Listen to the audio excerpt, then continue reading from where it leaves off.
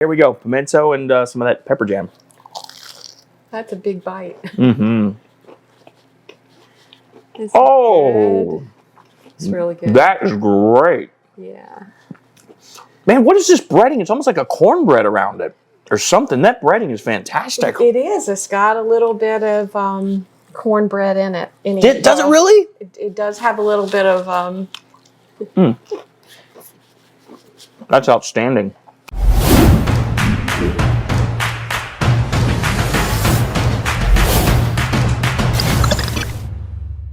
Hey guys, Greg Hudson here, host of America's Best Restaurants, and welcome to Halifax, North Carolina, the birthplace of freedom. More on that a little bit later, but ABR is here because we are ready for some scratch-made food, farm to table by an owner who has been around the world, but is bringing it all back home here to Halifax. So come with me, let's head on into the Hen and The Hog.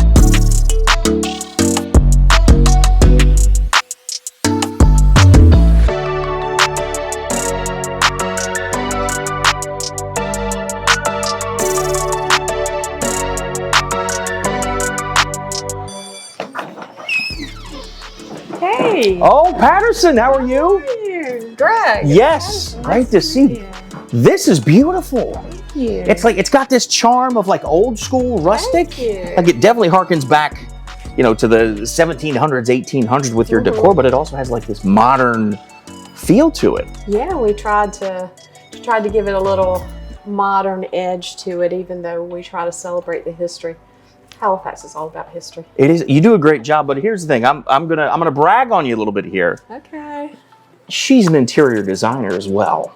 So that's why this looks as great as it does, right? Like this is kind of your background. Yeah, this is my background. I'm a hotel designer by profession. Yeah, but you came back here to Halifax. Because Halifax is home. That's wonderful. Yeah, Halifax is home. So Halifax was always calling. So here I am. And that's what I think I appreciate so much about you and what this place is, because this is, you mentioned it, this is rich with history, Halifax. And so the fact that you've been around the world, you've done all of these incredible things, have so many accomplishments, but this was so important to you to come back and bring a restaurant like the Hen and The Hog to this town. I think it's great. Thank you. Now, why the Hen and The Hog? Where'd that come from? Well, it actually is my travels. I used to say that the restaurant needs to have a community feel to it and be a community gathering place. So I thought about the pubs in England. And then I started thinking about, the names of pubs, the Fox and the Hound, the Crown and the whatever, Thistle. Yeah, so like that Rose and Crown I've heard of before. Yeah, and so like what represents our area better than Man, yeah. That's so true. Yeah. See, now when you think of it that way, you just blew my mind with that. Yeah, you take those, the Rose and Crown or whatever it is, but for Carolina, it's the Hen and the Hog. It's the Hen and the Hog. My gosh, and I love this too. It feels like there's like a little, like a chicken coop pen back here, almost. That's our private dining room. We call it. Some people call it the cage. Some people call it the coop. So, yeah. Perfect. Then you tie it all together. Yeah. Okay, these are staring me in the face though. What do we have? These are our famous pimento cheese fritters, so you have to try one. And that's a very southern thing too, right? That pimento cheese. Pimento cheese. Everybody has their own recipe. Everybody makes it at home. So all of our food, it's seasonal, but there's some things that we have that just I know. I'm just gonna say, I don't know if we caught that. I just picked it up and it's juicy. It's ready to go. It's seasonal changes, but this is one of the items that's on the menu all year round, as of shrimp and grits. And so the locals say, do not get rid of these. These are the must-stay. They say do not. What's this jam under here? This is red pepper jelly, which is also a very southern staple, and we have pickled okra with it as well. Oh, and that's candied great. Jalapenos. So it's like its own charcuterie board, so to speak. All right, here we go. Pimento and some of that pepper jam. That's a big bite. Mm-hmm. It's really good. That is great. Yeah. Man, what is this breading? It's almost like a cornbread around it or something. That breading is fantastic. It is. It's got a little bit of cornbread in it. Does it really? It does have a little bit of... That's outstanding. I see why this has to be on the menu all the time. Yeah, right? And that jelly, it's perfect. It just It's a nice cooling effect on that warm bite that you get. Yeah. Just a little bit of flavor there with that kick. Not too much, don't worry, it's not spicy. The acid in that pepper jelly just somehow just so complements the cheese and the Exactly. It cuts through that richness, that fat. Okay, so this is a staple for sure. So you come to Hen and the Hog, this isn't going anywhere. Yeah. Even though you do have a great rotating menu of seasonal things. Yeah. But you mentioned some other things, I think, that are just sort of like staples to Hen and the Hog. Oh, yeah. What do we need to try? Shrimp and grits are just probably our most famous dish. Really? Yeah, they are. And a lot of people have shrimp and grits, but they don't have our shrimp and grits. And we have people that even travel through like Charleston and that area and are shocked when they say, oh my God, I think these are the best shrimp and grits I've ever had. Whoa, because I mean, listen, that's saying a lot, because Charleston is a culinary hidden gem in the United States. So, okay, well, if that's the case, I'm gonna head back to the kitchen and maybe we'll see if we can't try some shrimp and grits. Yeah, all right, let's do it.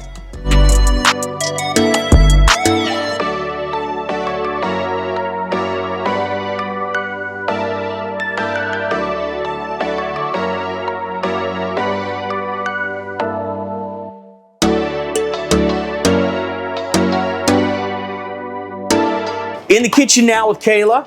Hi. And Kayla pretty much runs this entire place, top to bottom. And now she's even filling in for the chef, right? Yes, yes. Our chef is currently out. He's been out all month, so I'm doing it. You got this. And we're trying these famous shrimp and grits today. Yes. Right? I mean, you guys are known for these. Yes. That's what I saw online. We have it all year long. We change our menu seasonally. Shrimp and grits never go. So that's a mainstay. So if you come here, you know you gotta get the shrimp and grits. And so we got the, what do we have boiling here? So this is our shrimp stock we make in-house. We start off with some onions, peppers, andouille sausage. Oh. Do a house-made shrimp stock out of our shells that we peel off of our shrimp. And then combine the two with a little bit of white wine, and we have our sauce. Oh, scratch-made shrimp stock. I like the addition of the andouille sausage. Yes, it's different than most places. It is, so I can't wait to try that. And the grits, before I let you just really get into it here, what about these grits? You said that they're unique, right? They're different? There's a secret. We don't use water, but I can't tell you what we use. I tried. All right, well, I'm gonna let you get to it. So shrimp goes right into the shrimp stock. Right in. And we are off to the races for the shrimp and grits.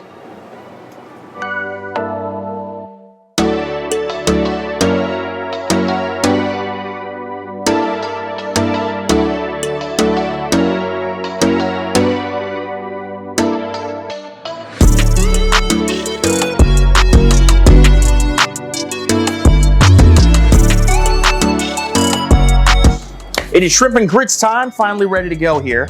Shrimp look great. Thank you. So what's the process? I'm gonna watch you build this. All right, so first we're going to plate our cheddar grits. And those look hearty. We get a good amount in there. No one's gonna leave hungry. Look at these grits. That's not how you really make them. This is what an order looks like. That. Yes. You are not leaving here hungry. You're not leaving here hungry. And then you want to stand the shrimp up with the tails pointing out. Well, you really pay attention to this plating too, don't you? Absolutely. I love that. Man, that smells so good. That stock just smells incredible. And you know what else I love? That you cook the shrimp in that stock. So those are just going to absorb the flavors of all that stock that you got in there. I mean, I could see it if you did just like grill them or put them on a flat top, I could definitely see that. But by cooking them in that stock, we're really going to get some flavor out of that. Right. Look at this. All that sausage in there. Oh, and that same thing with that sausage. You said that's an andouille sausage, right? So you're going to get that flavor, and then we're going to pour our sauce over. Oh! So you get like a little bathing of shrimp stock right on top of those grits. This, I'll tell you what, as far as shrimp and grits go, this is very unique so far. So what can we expect here? Is there like a little Cajun flavor to it with that sausage, or what do you think? No, not really. It's going to be a little bit mild, actually. Okay. Which works for people who can't handle Cajun or too much spice or anything like that. I think it kind of fits everybody, even if you don't like shrimp and grits. Look at this. If nothing else, you can definitely appreciate what that looks like. Okay, let's dig in. This is the moment of truth. First. Really? Yeah. Man, these grits are like dense and heavy. And cheesy. Are they? Yes. Okay. Oh my goodness, are you kidding me?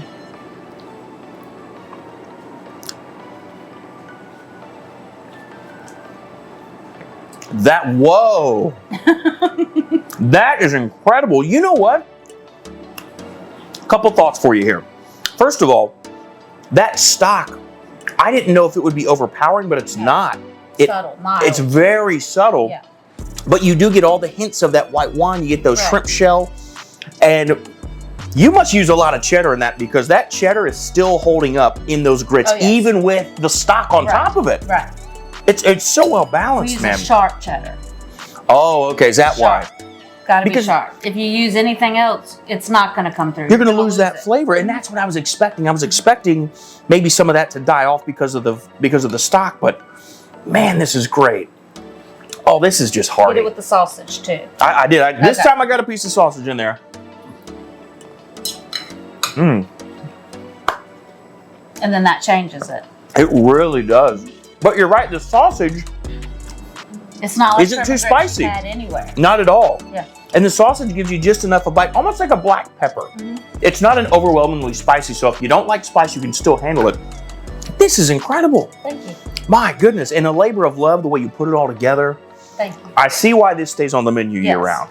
It's a staple. It's not going anywhere. Well, as much as I want to just crush this bowl, there's something else you guys are kind of known for, right? That I need to try? So we're gonna try our braised beef short ribs, Oh. which we do two ways. So for dinner, it's plated with boursin mashed potatoes. Ooh. And then for lunch, we pull it and do a French dip with au jus out of it. So you're gonna get to my try both of gosh. those Okay. today. Maybe one more bite and that's it, but I'm going to see you out there in the dining room for, I guess, short rib 2 ways. That's right.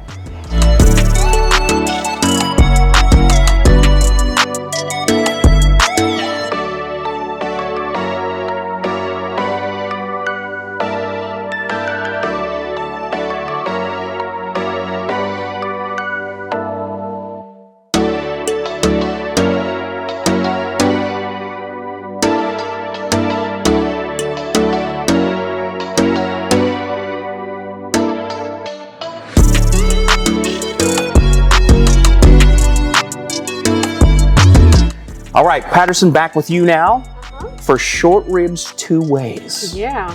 So I want to get into more of your story. We didn't get into smell that. Yes, I was Yeah. going to say, I wish this were smell-o-vision right now. It smells wonderful. Is it not just permeating? Yeah, it really is. And we'll get into this in just a moment. And I also can't wait to dig into your story, but we don't want this to get cold. Okay. So I'm going to start with the sandwich. First of all, I love any sandwich that you can like dip. Yeah. So the French dip for me is outstanding. This looks great. And then, man, this Well, bread I is just soft. have to tell you. So Yeah. Our Talk to me. Our dinner menu has this wonderful braised beef, and we use that same very high-end beef for dinner to make our lunch sandwiches. So it's And- something extra special. That's what I thought was really cool because that's what we had seen back in your kitchen is that this is the same short rib that you can get for dinner, but just in a lunch portion on a sandwich. Yep. Mm-hmm. Oh man, it's any sandwich you can dip. I know, right? Gooey and good. This is great. Sloppy and delicious. Mm-hmm. Mmm. Whoa. Awesome, right? Well, that jus, I swear I just dipped that in a French onion soup or something. I think so. I think so. That jus has, like, there has to be caramelized onion in there. Yeah, there is. There is. Man, that's delicious. Our kitchen team does a fantastic job. Kayla, Haley, Hannah. And they've all been great back there. I mean, you saw a little bit earlier. I mean, they're fantastic. Well, let's get into your story as I'm tasting this here because, listen, we know that you've traveled the world, but Halifax has always been home. What brought you back and why? Yeah. How did the Hen and the Hog come to be? I have been so fortunate my whole career, 30 years in hotel design, to travel literally everywhere in the world. But I grew up in the most special town, Halifax, North Carolina, and it just kept calling me home. And what I learned to do in my career was design, architecture, construction. And so I would come home and the town was just deteriorating, and nobody's fault. It's just the way the country went, all the jobs left, and the economy was in really bad shape. And I just thought, well, I have an ability to try and do something to help. And so I came here thinking I'm just going to renovate and save buildings. And then lo and behold, here I am. I own a restaurant. That was not in the plan. But how perfect is that? Because Halifax, as you mentioned, this is really like the birthplace of freedom. It is, right? It is. People don't think about that. Right. You know, they don't think of North Carolina as big in revolutionary history, but Halifax was the site of the first formal call for independence from Great Britain.